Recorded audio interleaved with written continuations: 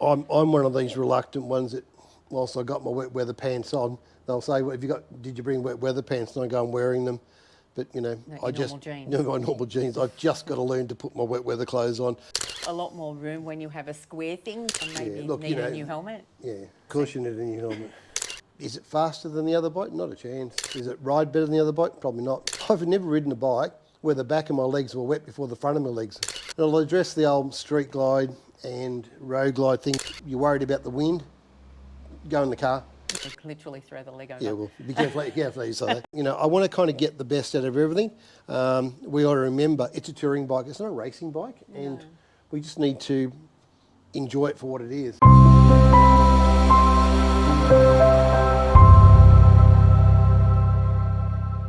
I actually like the aggressive stance and the look of the bike. Yeah, well, you were attracted to because it was, as you say, ugly. So what I did with this bike was, because of this mono shock or the helper shock type situation, you know, when you read the book, it says, oh, you know, you've got to wind it up to a certain preload for weight and passenger. And what I did was, I actually started with it pretty much turned right down.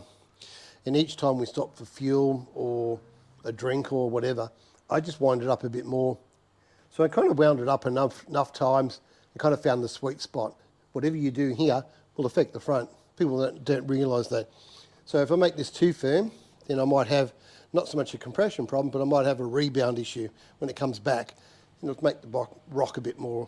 I think suspension-wise is probably the only thing I'd probably comment on. You know, I know everyone goes, put this on, put Wilburs on, whatever. You know, I really don't know if I want to spend $4,000 on Wilburs.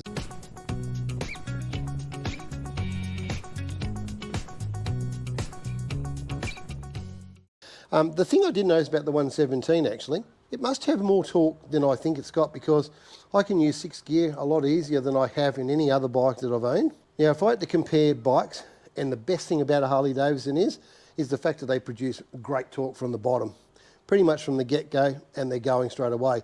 And I love that sort of pull, that feel that, you know, you get from the Harley Davidson from the throttle on straight onto the throttle, where the previous bike I had was great, but you actually had to get a lot of revs up, and then it would just like literally take off, you know. Is it faster than the other bike? Not a chance. Is it ride better than the other bike? Probably not. But you know something? It's what it is, and I've gotten used to it now. But it didn't labour. Like No, when no, you're not at all.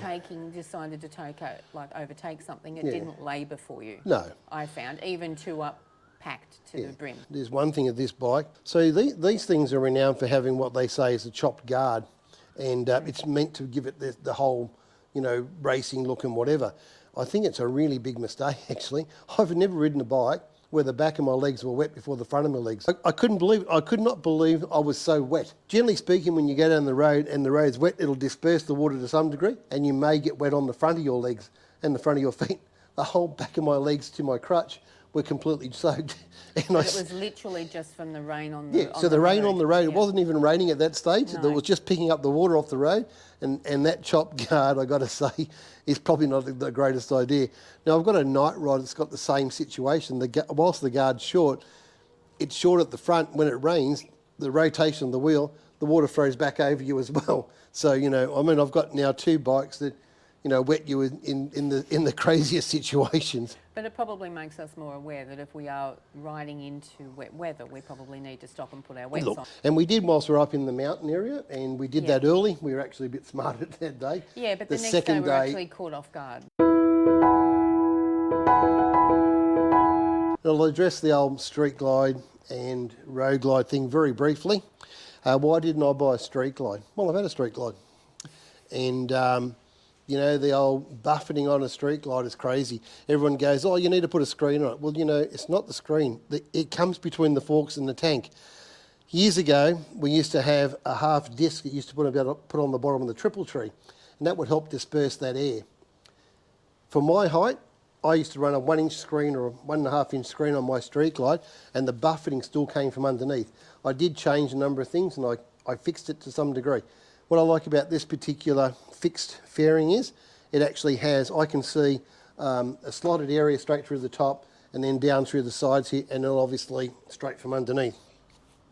So there's a fair amount of air that'll come through and still be cooling, where the other bike I had such a big screen. It was very, very hot to ride in summer. What would I do to the bike? I would probably go all S&S and probably put a 2-into-1 S&S sidewinder on it. I would definitely go a 475, although this has got a 475 profile as a Harley cam.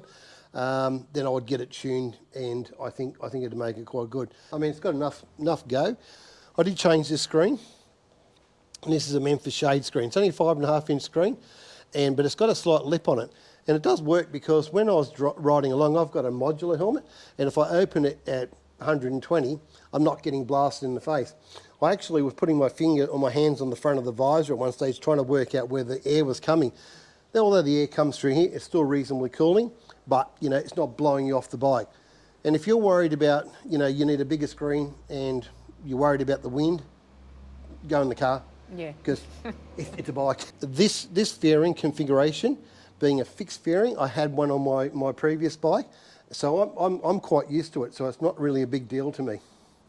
The only problem I have is with all bikes now, after I've been sick, low speed turning and stopping sometimes can be an issue with my feet, but you know, I just learned to take my time, and I like it because Leanne can get off the bike whilst I'm moving and manoeuvring into parking areas. And that's probably why I adjust how I do it, is I don't want to put the pressure and the weight on you because I'm quite tall, and put more pressure on you to be able to do that. So I am lucky enough, even with this bike, as Gary said, to be able to throw the leg, literally throw the leg over. Yeah, well, be careful you say that. But the reality is, you know, the whole street glide, road glide thing, I kind of feel like they're a bit ugly, and I think that's kind of like the attraction for me. You know, things don't look, you know, aesthetically smooth and whatever, but you know, it is what it is. I kind of like the thing. I mean, I'll be the one to say it's like wheeling a wheelbarrow or on a walking frame perhaps, or whatever. Yeah. The thing I will change the bars up a little bit. I'm not going to go for the kind of factory 47 ones up really high and that sort of thing. Somewhere around this height, and maybe maybe an inch or more forward. I love burley bars, so you know, I'll be talking to Burley Bars Australia and trying to figure out what I really need on this bike. But I've changed a couple of little things on the bike, just a couple of, how to say, just stuff, just blingy shit or whatever. You know, things that everybody buys. But I must admit, the rear floorboards are quite good, even though they're obviously well, not as big as... Yeah, they're only mini floorboards, but yeah, I changed the front footboards as well, and I put a pair of highway pegs where I just rest my toes on. Because Leanne's legs are long enough, she can actually reach down to the rear of the floorboard and actually stretch out a little bit, you know, without... Yeah, don't do that all the time, but if we're on the highway like we were yesterday, for example, it did give me an opportunity to stretch my legs. Gives you a bit of an option and so forth, Yeah.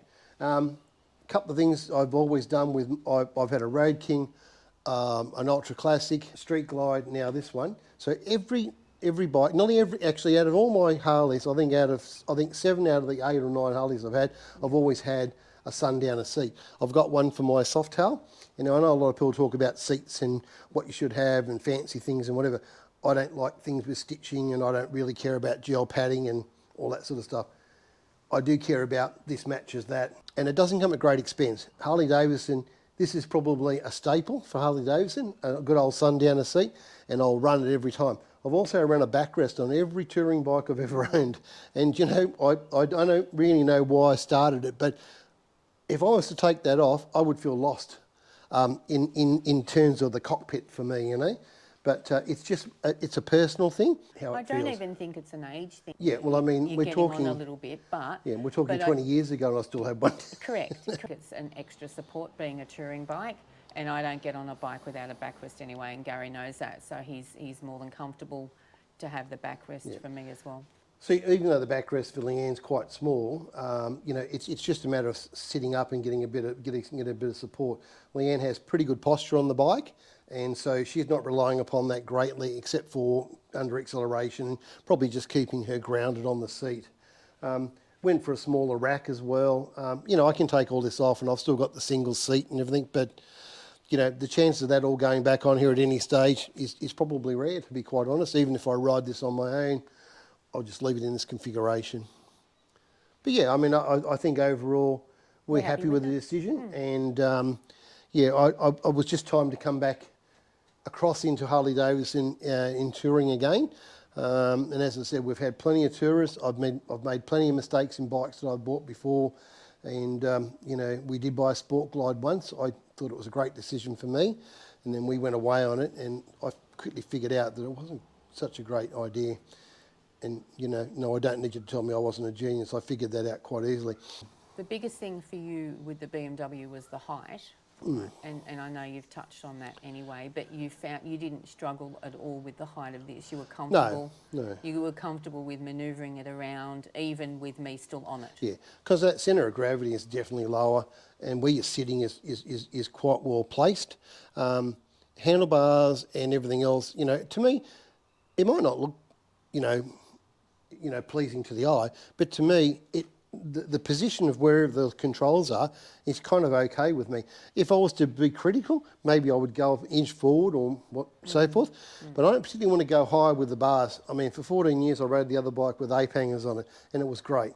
But now that I've come back down to putting roller bars on it, I'm having my arms down in this area, and I'm feeling very comfortable with it. But, you know, is it a good bike? I love it.